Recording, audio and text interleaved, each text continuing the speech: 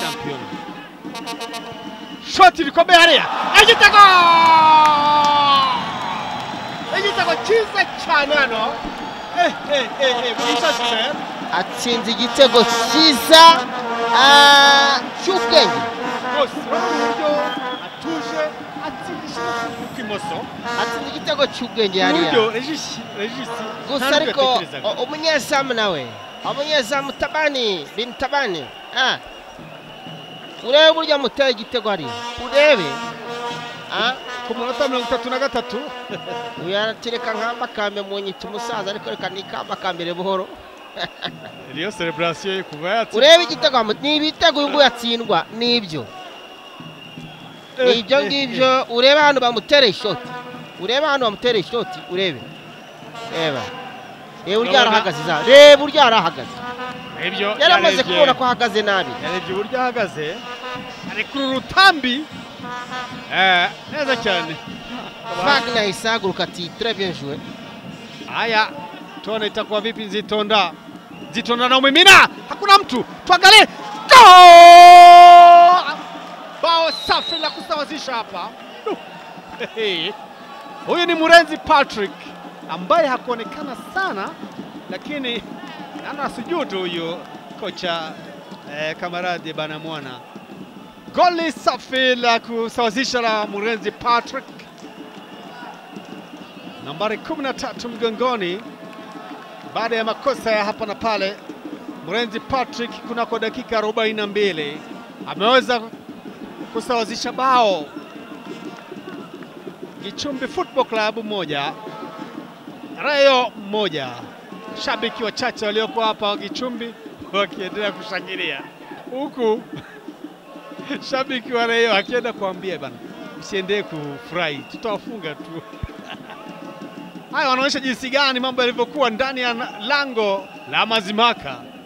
Ameugusa kwanza baada ya kupanchi lakini kazuiwa, alafu mwenzake Murenzi Patrick alikuwa pale karibu sana na lango, akachia mkwaju likatinga wavuni. Unaona mambo yalivyokuwa.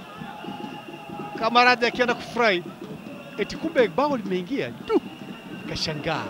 Munota 33 Aute imbere hariya kubita n'umutwe hariya biracyakomeye kwizamo igitego gitsinzwe na Mugeni Fabrice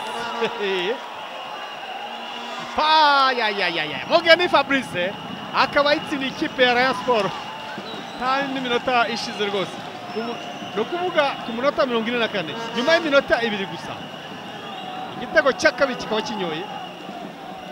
Uyu rero Mugeni akaba atari ubwa mbere atsinze Gicumbi, yigeze gutsinda Gicumbi bari Gicumbi nyine. Aha rero n'ibitego bibiri kuri kimwe. Aha bakaba baje kumushimira igitego cy'umutwe mu gihe Regis Shyaka atabonye uburyo yabisobanura rwose. Urabona uburyo uteye n'umutwe umunyura ku ruhande kiba kiranyoye. Nguko byagenze. Akazi karika bari babiri nibyo nta origine irimo, dore ko harimo umukinnyi wa Gicumbi wari warayemo, yari yibereye mu izamu ariko kumwe n'umunyezamu, ahubwo yamubujije n'amahirwe yo yakurikirana umupira Regis. Uko rutanze passe hariya neza cyane birakomeye igitego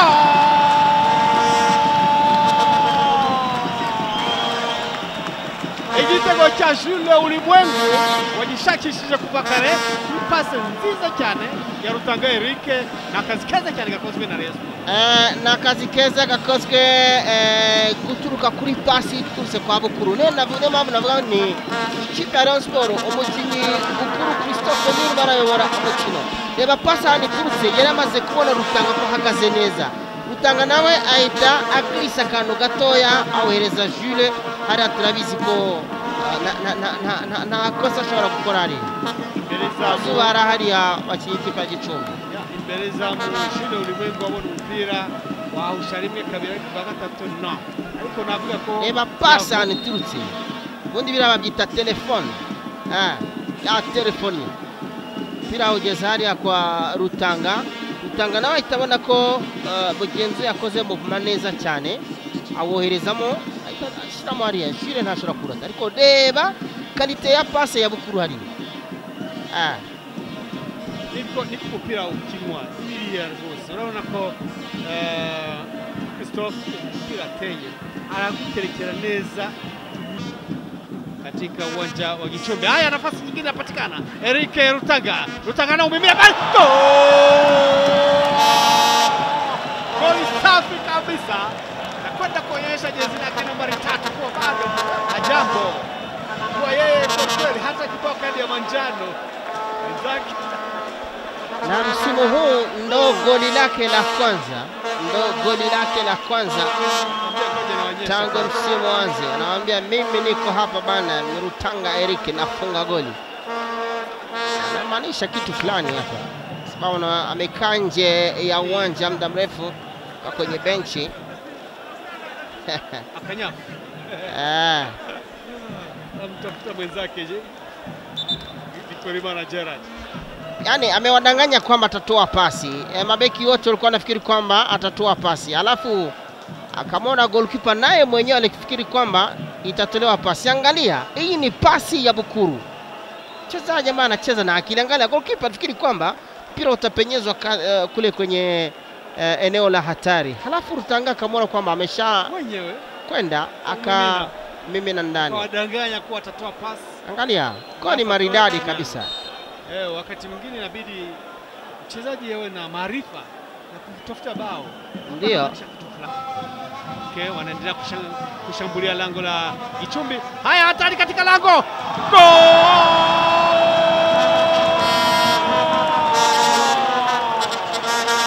Haya. Ulimwengu Jules aweka kimiani bao lake la 5.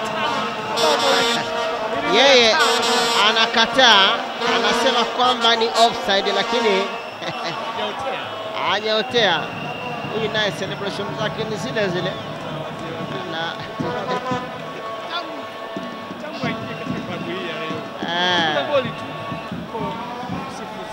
Turebe.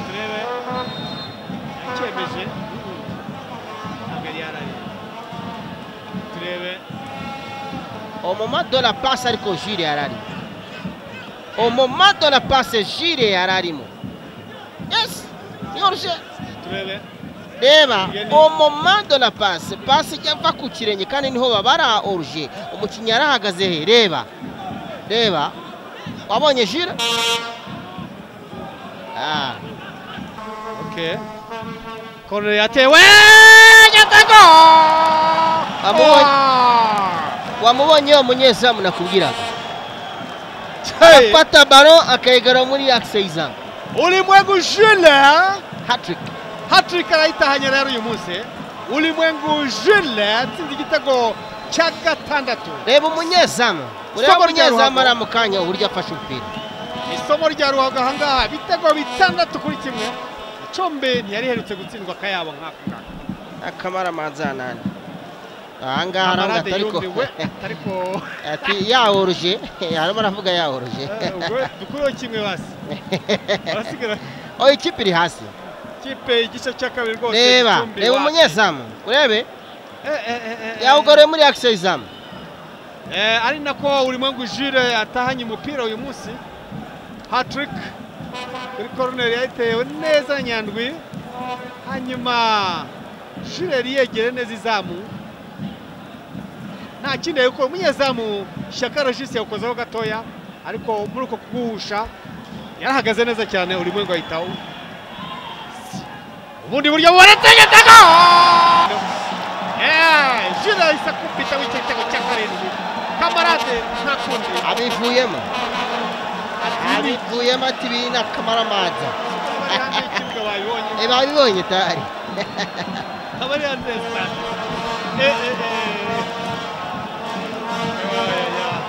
Ayo musore Shyaka Regis ntabwo azabyibagirwa bino bintu. Bimubayeho mu gikombe cy'amahoro muri kimwe cya kare kirangiza. Igikombe cy'amahoro ati ni ibitego 4. Iyi minota sinirwa nyivuga murayibona murayireba ubwanyu. Abakurikiranye uyu mukino rero navuga ko Gicumbi huye n'uruva gusenya nuko byifashe hano kuri stade ya Kigali Nyamirambo, aho ikipe ya Rayon Sport irimo kwigisha isomo rya ruhago ikipe ya Gicumbi Football Club. Birakomeje hano kuri stade, ngo Harerimana birageze hanze no kurengurwa. Harerimana Fidele tagendaga dore ukuntu byagenze kuri iki gitego cya karindwi. Jure abashakisha izamu rya Murukiye, nta kindi akora uretse gukina n'inshundura, nta kindi. Ubu ngubu umupira arawutahanye, ibitego bye 4. Buri fatabuguzi rikunogeye aho uri hose mu gihugu ukoresheje MTN Mobile Money, Tigo Cash, Airtel Money cyangwa ugana abaduhagarariye mu gihugu hose. Azam TV, imyidagaduro kuri bose.